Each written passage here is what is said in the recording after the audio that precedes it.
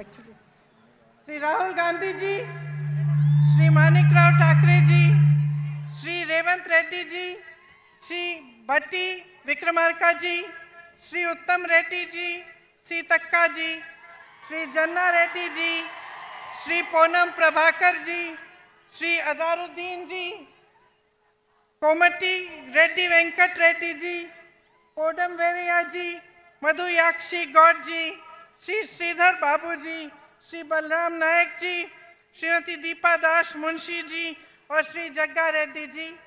मेरी प्यारी बहनों और भाइयों, आपका इस सभा में बहुत बहुत स्वागत। అక్కలు చెల్లెలు అన్నలు తమ్ముళ్ళు మీ అందరికీ స్వాగతం, మీ అందరికీ నమస్కారం। आज जैसे हम यहाँ उतरे तो हम रामप्पा मंदिर पे गए और मैं आपको दिल से बताना चाहती हूँ कि इतना सुंदर मंदिर मैंने अपने जीवन में नहीं देखा है। ఇక్కడ మేము రాగానే రామప్ప మందిరం పోయినాం। చాలా అద్భుతమైన చాలా సుందరమైన మందిరం అని చెప్పి నేను మనవి చేస్తున్నాను। ये धरती एक पवित्र धरती है। यहाँ के शहीदों ने तेलंगाना के लिए बड़े बड़े बलिदान दिए। ఇది చాలా పుణ్యభూమి। ఇక్కడ చాలా మంది తెలంగాణ రాష్ట్రం కోసం వారి జీవితాలు త్యాగం చేసుకున్నారు। न्यायप्रिय लोगों की धरती है। ఇక్కడున్న ప్రజలందరూ న్యాయం కోరుతున్నారు। वीरों की धरती है। ఇది వీరుల భూమి। ఇది वीर श्रीकांताचार्य जी को मेरा नमन। శ్రీకాంతాచారిని నేను తెలంగాణ అమరవీరుని ఈరోజు తలుచుకుంటున్నాను। इन सब योद्धाओं ने आपके लिए एक बहुत बड़ा सपना देखा था। మీరందరూ కూడా ఒక పెద్ద తెలంగాణ అనే ఒక పెద్ద స్వప్నం చూసిండ్రు। ये सपना विकास का सपना था, रोजगार का सपना था और सामाजिक न्याय का सपना था। ఈ స్వప్నం, ఈ కళ ప్రగతి గురించి, ఉద్యోగాల గురించి, సామాజిక న్యాయం గురించి మీ స్వప్నం ఉండింది। आपने इस सपने पे भरोसा किया। आपने भरोसा किया पिछले चुनाव में कि बीआरएस आपका सपना साकार करेगी और आपको अपने प्रदेश में रोजगार मिलेंगे, एक मजबूत भविष्य मिलेगा और एक सामाजिक समानता मिलेगी जिससे आप सबका विकास इकट्ठे हो पाए। మీ కలలు నిజమైతే అనుకొని సామాజిక న్యాయం జరుగుతుందని చెప్పి మీరందరూ గతంలో బీఆర్ఎస్ పార్టీని ఎన్నికల్లో నమ్మారు। आपकी उम्मीद थी कि किसानों को मजबूत बनाया जाएगा, आत्महत्याएं बंद होंगी, कि आपके जो बच्चे हैं उनका भविष्य अच्छा होगा और नौकरी करके आप अपने परिवार को मजबूत बना पाएंगे। మీ నమ్మకం, మీ విశ్వాసం ఏముండనంటే రైతుల జీవితాల్లో వెలుగు నిండుతాయి, పిల్లలకు ఉద్యోగాలు వస్తాయి, మీకు బంగారు భవిష్యత్తు వస్తుందని చెప్పి మీరు అనుకున్నారు। అందుకోసం గతంలో బీఆర్ఎస్ పార్టీకి మద్దతు పలికినరు। एक आशा थी कि बाबा साहेब अम्बेडकर जी, महात्मा फूले जी, कोमराम भीम जी जैसे महापुरुषों का जो सामाजिक न्याय का सपना था वो पूरी तरह से साकार होगा। మీరు అనుకున్నారు అంబేద్కరు, ఫూలే, కొమరం భీం వారి సామాజిక న్యాయం తెలంగాణలో పూర్తి అవుతుందని చెప్పి మీరు ఆశించిండ్రు। कांग्रेस पार्टी ने ये सपना समझा क्योंकि कांग्रेस पार्टी खुद एक आंदोलन से निकली थी। కాంగ్రెస్ పార్టీ మీ కల గురించి అర్థం చేసుకున్నది। కాంగ్రెస్ పార్టీ కూడా ఆందోళన ద్వారానే పుట్టిందని చెప్పి నేను మనవి చేస్తున్నాను। कांग्रेस पार्टी का ये असूल है कि सामाजिक न्याय होना चाहिए, कि सब इकट्ठे आगे बढ़ें और इसी असूल पर स्वतंत्रता संग्राम लड़ा गया। इसीलिए कांग्रेस पार्टी ने जब देखा कि आपका ये सपना था और आप इस सपने के लिए संघर्ष कर रहे थे, इसमें अपनी पूरी शक्ति डाल रहे थे और इतने सारे लोग इस सपने के लिए बलिदान देने के लिए तैयार थे, तो कांग्रेस पार्टी ने सपने को समझकर तेलंगाना प्रदेश बनाने का निर्णय लिया। కాంగ్రెస్ పార్టీ స్వాతంత్రం నుంచి కూడా దేశం ప్రజల యొక్క ఆకాంక్షలు గుర్తించింది. కాంగ్రెస్ పార్టీ సామాజిక న్యాయం మీద నమ్ముతుంది. కాంగ్రెస్ పార్టీ ప్రజల ఆకాంక్షలు నెరవేరుస్తుంది. మీ అందరి ఆకాంక్షలు కోరికలు నెరవేర్చడానికే కాంగ్రెస్ పార్టీ ప్రత్యేక తెలంగాణ రాష్ట్రం ఏర్పాటు చేసిందని చెప్పి మనం చేస్తున్నాను. उस समय मेरी माताजी सोनिया जी कांग्रेस की अध्यक्ष थी और इस निर्णय को लेने में एक राजनीतिक वीरता भी थी, क्योंकि वो जानती थी कि इस निर्णय को लेने से हो सकता है कि कांग्रेस की जो राजनीतिक जो यहाँ पे जो उसका स्तर है, हो सकता है कि कांग्रेस उस चुनाव को हारे जो अगला चुनाव है। మా అమ్మ సోనియా గాంధీ గారు తెలంగాణ రాష్ట్రం ఇవ్వడానికి నిర్ణయం తీసుకున్నప్పుడు కొంత రాజకీయ మూల్యం చెల్లించాల్సి వస్తుందని చెప్పి తెలిసి కూడా తెలంగాణ రాష్ట్రం ఏర్పాటు చేసిన విషయం మీకు గుర్తు చేస్తున్నాను. आजकल ज्यादातर पार्टी के नेता वही निर्णय लेते हैं जिससे उनका राजनीतिक स्वार्थ साधा जाता है, लेकिन सोनिया जी ने जब ये निर्णय लिया तो ये निर्णय आपके लिए लिया। उन्होंने ये कहा कि चाहे मेरी पार्टी तेलंगाना में न भी जीते, न भी सरकार बना पाए, तब भी ये तेलंगाना के लोगों का की ये चाहत है, कि सपना है, और इसे साकार करने के लिए उन्होंने आपकी भलाई के लिए और आपके पक्ष में ये निर्णय लिया।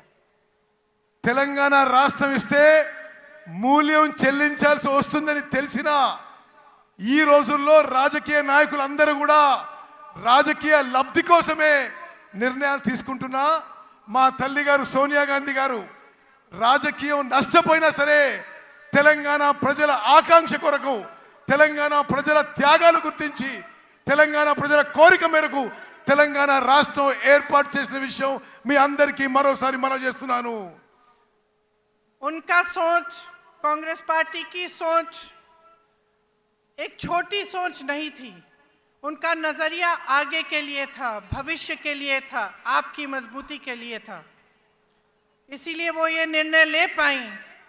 और उन्हीं की तरह कांग्रेस पार्टी के जितने भी बड़े बड़े नेता रहे, चाहे जवाहरलाल नेहरू थे, चाहे इंदिरम्मा थी, चाहे उनके बाद मनमोहन सिंह जी थे, चाहे राहुल जी हैं, और तेलंगाना के तमाम नेता हैं, आगे की सोचते हैं और आपकी भलाई के लिए सोचते हैं। और इसी सोच के लिए, इसी सोच के जरिए आपके प्रदेश को मजबूत बताने की बात करते हैं। తాత్కాలిక ప్రయోజనాల కోసమో కొద్ది దూరం చూసి ప్రయోజనాల కోసమో సోనియా గాంధీ గారు తెలంగాణ ఇవ్వలేదు. దూరపు చూపుతో మీ భవిష్యత్తు కోసం, మీ పిల్లల భవిష్యత్తు కోసం, మీ ఆకాంక్ష మేరకు సోనియా గాంధీ గారు తెలంగాణ ఏర్పాటు చేశారు.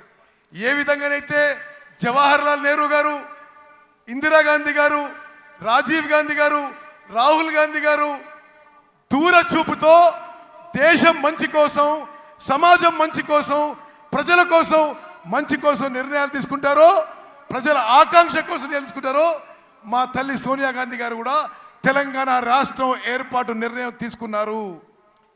इस सोच का प्रमाण ये है कि उनके कार्यकाल में बड़ी बड़ी संस्थाएं बनी आपकी भलाई के लिए, चाहे आईआईटी, आईआईएम, एम्स, ऐसी संस्थाएं बनी, आपका विकास हुआ तो आप आगे बढ़ पाए। గత కాంగ్రెస్ పెద్దల హయాంలో పెద్ద పెద్ద సంస్థలు ఏర్పడ్డాయి. ఐఐటి కానీ, ఐఐఎం కానీ, ఇటువంటి అన్ని దేశానికి ఎంతో లాభం చేసిన సంస్థలు ఏర్పడ్డ విషయం కూడా నేను గుర్తు చేస్తున్నాను. तो जो कांग्रेस की सरकारें बनी वो जनता की सरकारें थी, वो आपको मजबूत बनाने के लिए बनी, और उनमें दोनों चीज़ थी, नज़रिया और नियत। अब जब हम नियत की बात करते हैं तो जितने भी काम होते हैं सरकार बगैर सही नियत के वो काम करती नहीं है। अगर सरकार की नियत ये हो कि आपको लूटना है और सिर्फ सत्ता में रहकर भ्रष्टाचार करना है तो वो भलाई के काम नहीं कर पाती। కాంగ్రెస్ ప్రభుత్వాలు నీతి నిజాయితీతో కట్టుబడి ఉంటాయని చెప్పి నేను మనవి చేస్తున్నాను.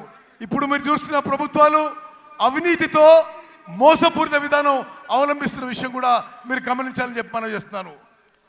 तो आज हम सब इस मंच पे खड़े हैं और आपके सामने खड़े होकर हमने ये बात कही है कि तेलंगाना के लिए कांग्रेस पार्टी ने एक रोड मैप, एक विजन बनाया है. ఈ రోజు మీ అందరికీ మనం చేస్తున్న కాంగ్రెస్ పార్టీ తెలంగాణ రాష్ట్రానికి ఒక రోడ్ మ్యాప్, ఒక విజన్ తయారు చేసి ఈ రోజు మీ ముందుకు వస్తున్నానని చెప్పి నేను మనం చేస్తున్నాను. आपके लिए गारंटी लाए हैं. गारंटी क्या है? गारंटी वो चीजें हैं जो हम आज आपको बताना चाहते हैं कि हम आपके लिए करेंगे. और जितने भी कांग्रेस के प्रदेश हैं जिनमें हमने ऐसे गारंटी सामने रखे, उनमें हमने वो काम अभी से शुरू कर लिया है. మీ ముందుకి 6 గ్యారెంటీలు తీసుకొస్తున్నాం. గ్యారెంటీలు అంటే ఏంటిది? మేము ప్రభుత్వంలో రాగానే తెలంగాణ ప్రజలకు ఏమేం కార్యక్రమాలు చేయబోతున్నామో. మరో విషయం మీకు చెప్పాలి, ఏ రాష్ట్రంలో మేము అధికారంలో వచ్చినా మేము ఇచ్చిన హామీలు, గ్యారెంటీలు అమలు చేసి చూపెట్టామని చెప్పి నేను మనం చేస్తున్నాను. मेरी बहनें यहाँ बैठी हैं, आप दिन रात मेहनत करती हैं, मैं जानती हूँ, और पूरे समाज का जो बोझ है आप अपने कंधों पर लेते हैं. बच्चों की परवरिश, घर की देखभाल, उसके साथ साथ बाहर जाके काम करना, खेती में मेहनत करना, या कोई नौकरी हो तो वहाँ नौकरी करना, ये सब आप करती हैं. और आज आप कितनी महंगाई का सामना कर रही हैं, चाहे गैस का सिलेंडर हो, चाहे तेल हो, चाहे कुछ भी हो. जब आपको खरीदने जाना होता है तो आपको 10 बार सोचना पड़ता है कि हम ये खरीद पाएंगे, घर ला पाएंगे कि नहीं. कोई घर पे बीमार पड़ता है तो आपके दिल में ये बात आती है कि दवाइयाँ कैसे खरीदेंगे, उनका इलाज कैसे करवाएंगे. అక్కలు చెల్లెలు, మీ జీవితాలు ఎంత కష్టంగా జరుగుతున్నాయో నాకు తెలుసు. మీరు పిల్లల్ని పెంచాలి, ఇంటి పని చూసుకోవాలి, వ్యవసాయం పని చూసుకోవాలి, ఎవరైనా బయట కూడా పని చేస్తుండొచ్చు. మీరు ఇన్ని పనులు చేస్తూ ఈ ధరల పెరుగుకి తట్టుకోలేకపోతున్నారు. గ్యాస్ సిలిండర్ ధర పెరుగుతున్నాయి, అన్ని ధరలు పెరుగుతున్నాయి. మీరు ఇంటికి ఏ సామాను కొనాలన్నా మీకు చాలా కష్టతరం అయిపోతుందని చెప్పి మేము గమనిస్తున్నాము. और ये सब मेहनत, ये संघर्ष, इन संकटों का सामना आप इसलिए करती हैं ताकि आपके बच्चे बड़े होकर अपना भविष्य बना पाएं. మీరు అంతా ఎందుకు కష్టపడుతున్నారు? మీ పిల్లలు పెద్దోళ్ళై ప్రయోజకులై మంచి భవిష్యత్తు ఉండాలని చెప్పి నా అక్కలు చెల్లెళ్ళు మీరు కష్టపడుతున్నారు. लेकिन यहाँ आज परिस्थिति ये है कि 40 लाख युवा बेरोजगार हैं. కానీ ఈరోజు తెలంగాణలో పరిస్థితి ఏంటంటే 40 లక్షల మంది మీ పిల్లలు, 40 లక్షల మంది మన పిల్లలకి నిరుద్యోగులుగా తెలంగాణలో నిలిచిపోయిన విషయాన్ని మనం చేస్తున్నాను. बीआरएस ने वादा किया था कि हर परिवार को एक नौकरी दिलवाई जाएगी. आज लाखों पद खाली हैं लेकिन नौकरियां नहीं दी गई हैं.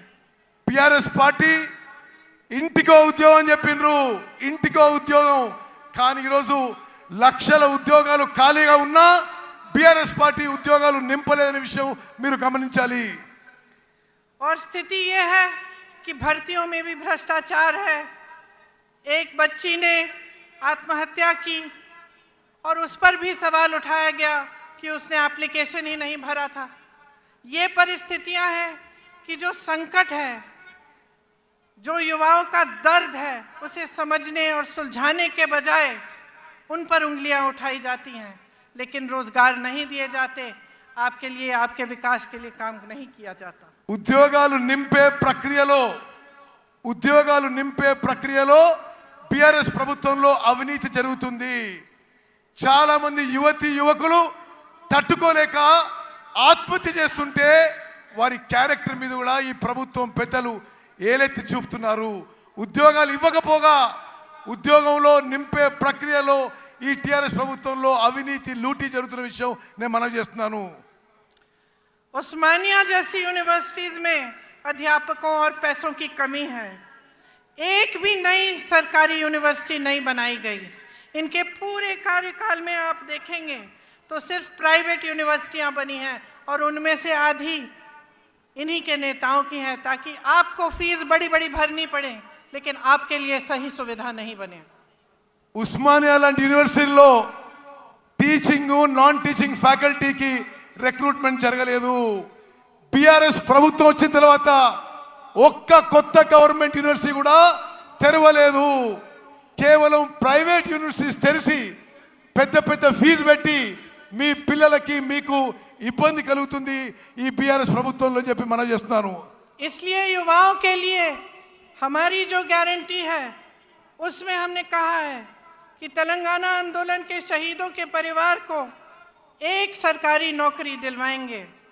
उनके माता पिता या पत्नी को 25,000 रुपये मासिक पेंशन मिलेगा. 2 लाख खाली सरकारी पद हैं, उनको हम 1 साल के अंदर अंदर भरेंगे. और बेरोजगार युवाओं को 4,000 रुपये प्रति माह बेरोजगारी का भत्ता मिलेगा. మేమిచ్చిన హామీలలో తెలంగాణ అమరవీరులకి పెద్ద ఎత్తున గౌరవం ఇస్తాము. తెలంగాణ నిరుద్యోగ యువతకి 4,000 రూపాయలు నిరుద్యోగ భృతి ఇస్తాము.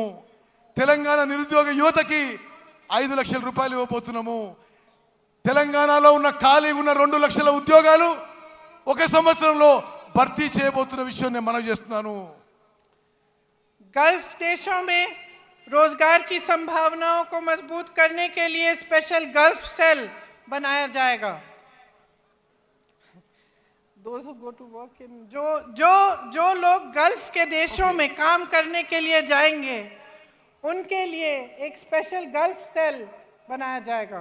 గల్ఫ్ లో పోయి మీకు తెలుసు ఉత్తర తెలంగాణలో చాలా మంది దుబాయ్లో గల్ఫ్లో పనిచేస్తారు. వారి కుటుంబాలని ఆదుకోవడానికి కూడా రాబోయే కాంగ్రెస్ ప్రభుత్వం ప్రత్యేక చర్యలు తీసుకుంటుంది. आज मेरे किसान भाइयों की परिस्थिति बहुत ही शर्मनाक है.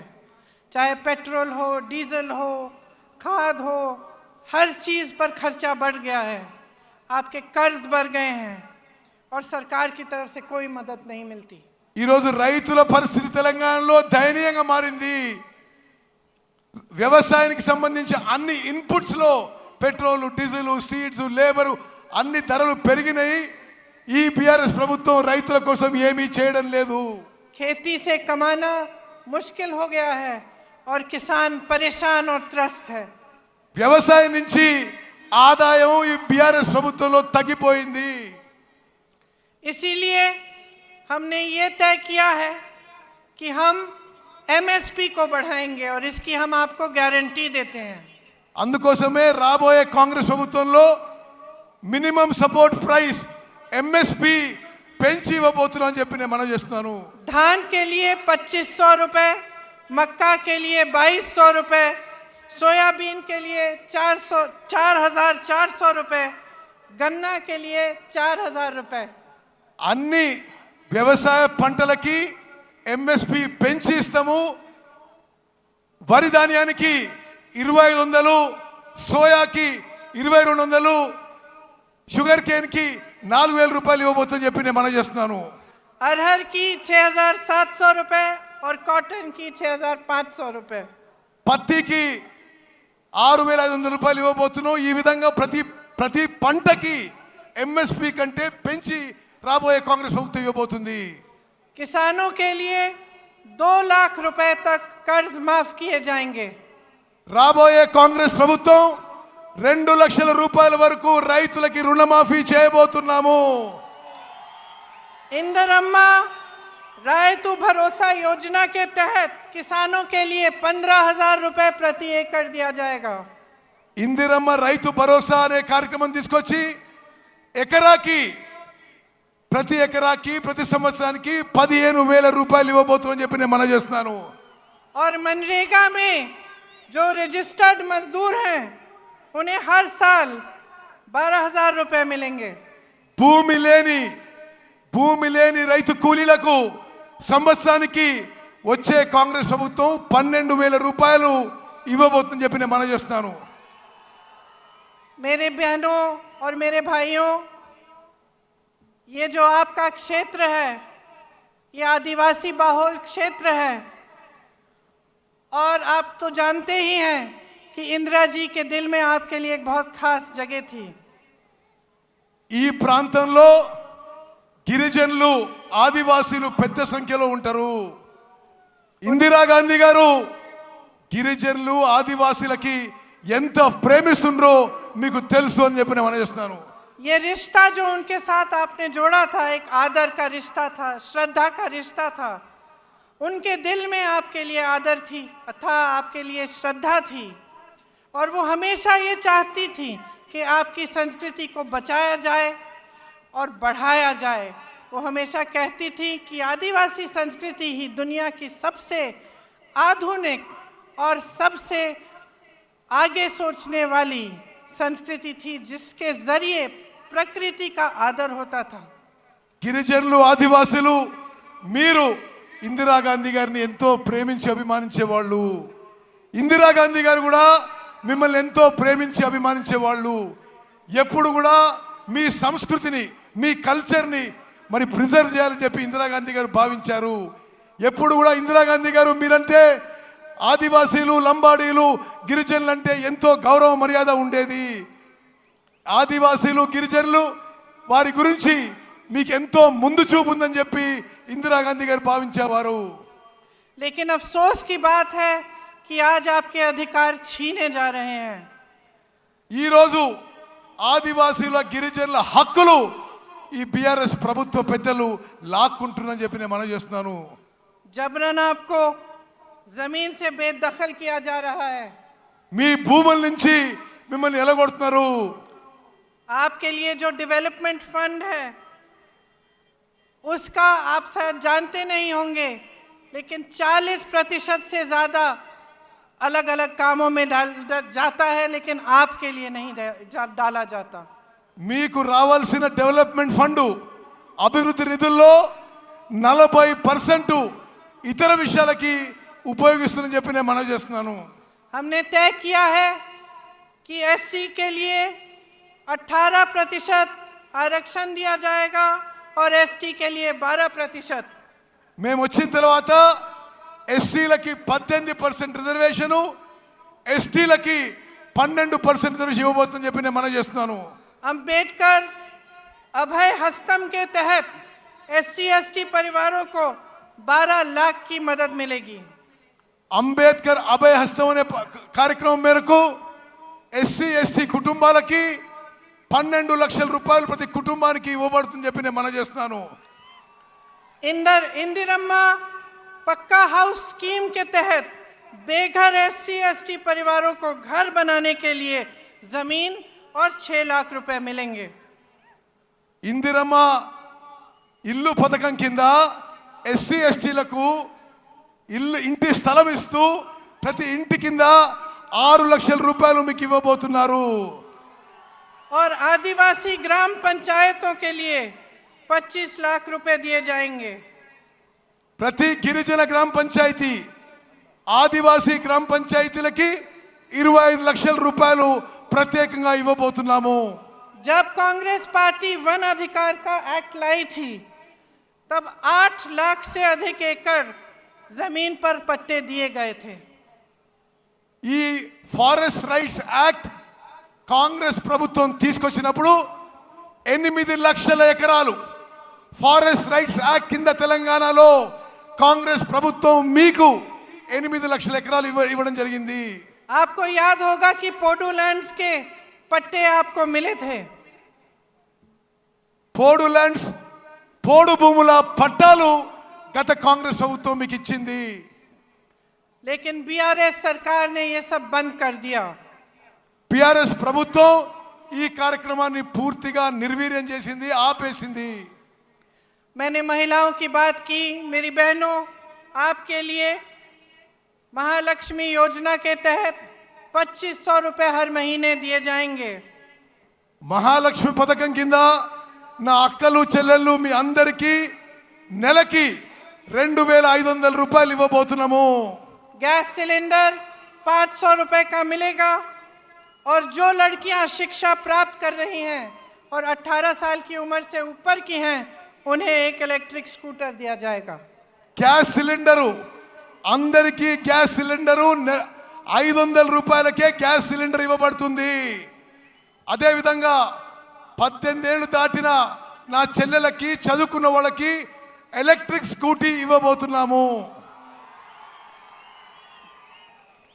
देखिए, आपको चुनना है। एक तरफ बीआरएस की सरकार है, शुरू में उन्होंने तेलंगाना की बात की थी, लेकिन आज भाजपा के साथ पूरी तरह से मिल चुके हैं।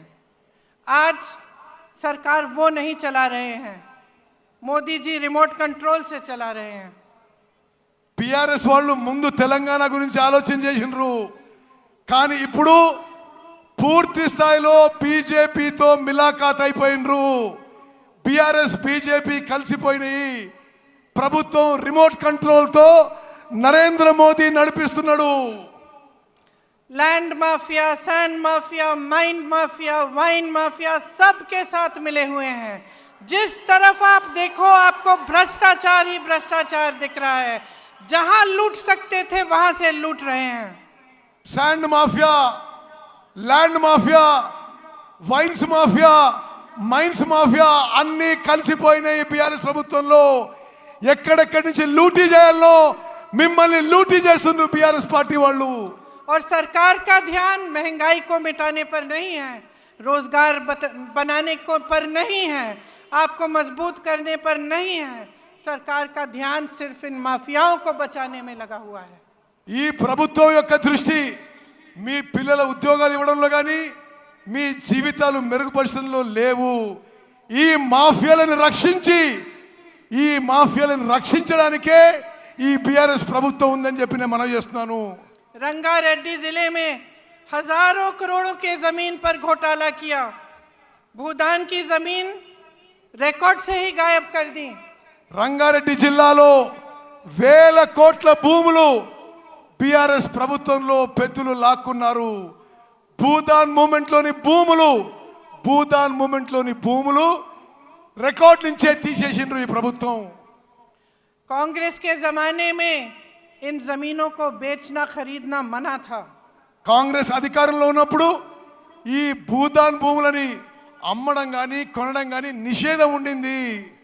आज इन्होंने ये जमीनें भी लैंड माफिया और अपने करीबों को बेच दिया है.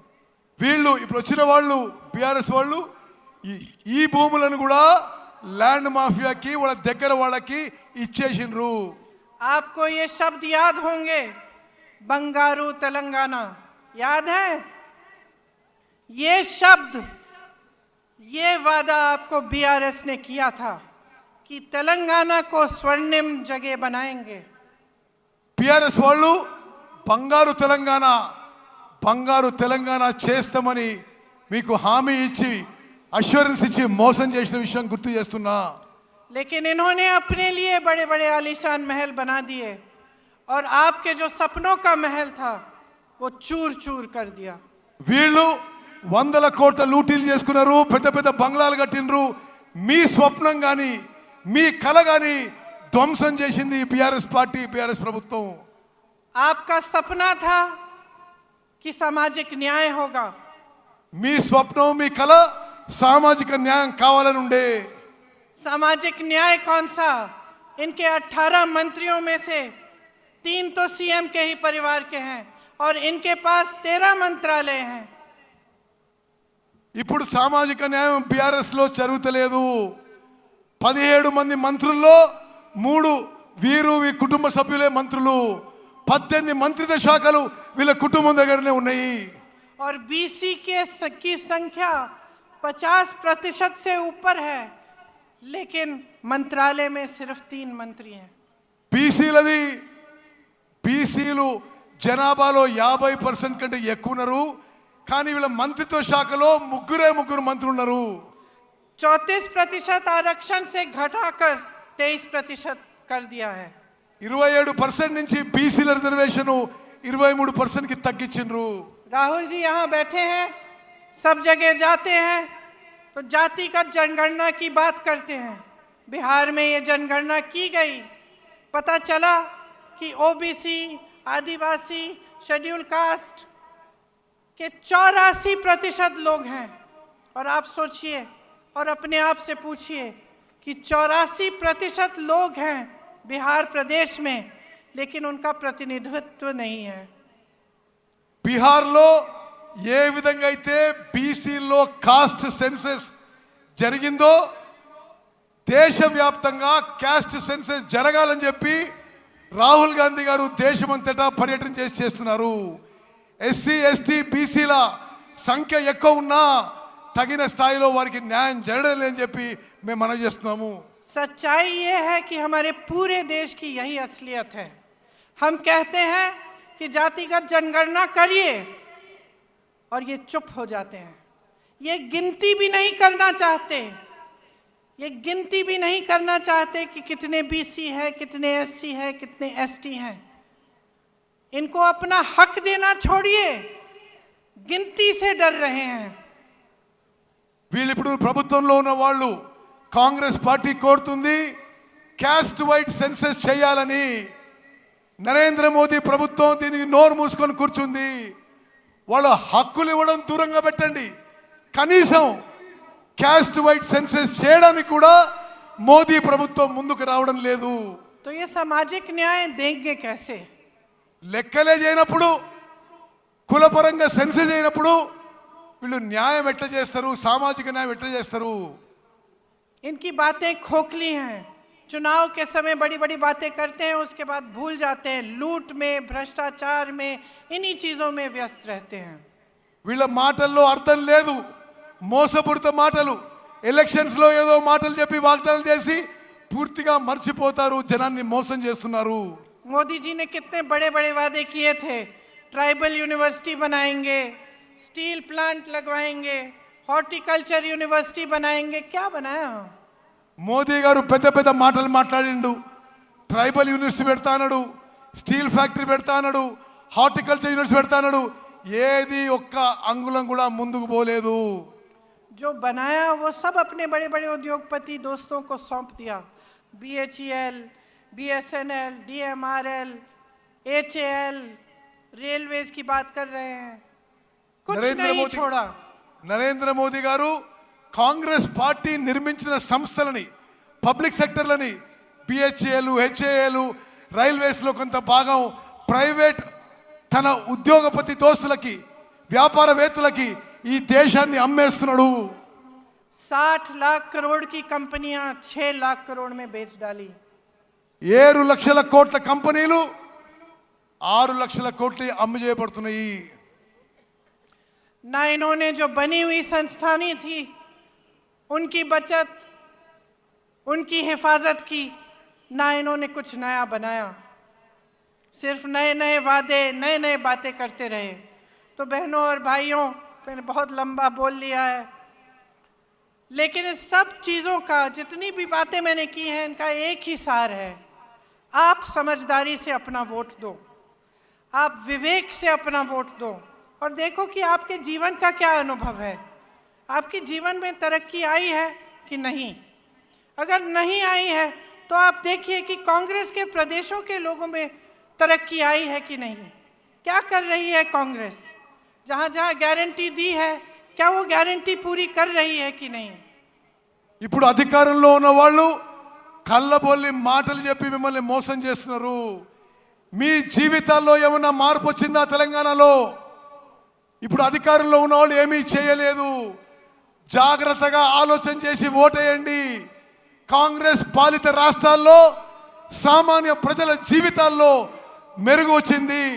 మీరు కూడా కాంగ్రెస్ పాలిత రాష్ట్రాలకు చూడండి అని చెప్పి నేను మనవి చేస్తున్నాను. और आप सबसे पहले नेता और पार्टी की नीयत देखिए. आप देखिए कि आपका अनुभव क्या रहा है कि BRS ने बीजेपी से मिलकर कितना भ्रष्टाचार किया है आपके साथ, आपके प्रदेश में, और आपके विकास के लिए कुछ नहीं किया. మీరు నాయకులు, పార్టీల వ్యక్తిత్వము, క్యారెక్టర్ చూడండి. BRS పార్టీలు అందరూ దోపిడీ చేసుకుంటున్నారు. BRS బీజేపీ కలిసి ఈ రాష్ట్రాన్ని లూటీ చేసుకుంటారని చెప్పి నేను మనవి చేస్తున్నాను. तो जैसे मैंने कहा, इन सब बातों का सार यही है कि ये वोट जो इस चुनाव में आप डालने जा रहे हैं, ये आपके पक्ष में जाना चाहिए. ये वोट, मेरी बहनें आप यहाँ बैठी हैं, आपके बच्चों के भविष्य को बनाने के लिए जाना चाहिए. मेरे भाई आप सब यहाँ हैं, आपको रोजगार मिलना चाहिए, आप विकसित हों, आप फूले फले और आपका भविष्य अच्छा हो, इसलिए आपका वोट जाना चाहिए. అక్కలు చెల్లెళ్ళు మీ పిల్లల భవిష్యత్తు మీ పిల్లల ఉద్యోగాల కోసం ఈసారి మీరు ఓటేయండి. అన్నలు తమ్ముళ్ళు మీ భవిష్యత్తు కోసం మీ ఉద్యోగాల కోసం మెరుగైన జీవితం కోసం ఓటేయాలని చెప్పి నేను మనవి చేస్తున్నాను. तो सोच समझ के अपना वोट डालिए। आप जानते हैं कि यहाँ के उम्मीदवार सीतक्का जी और सत्यनारायण बोपापल्ली जी हैं। इनको भारी से भारी बहुमत से जिताइए और अपने भविष्य को मजबूत बनाइए। जय हिंद।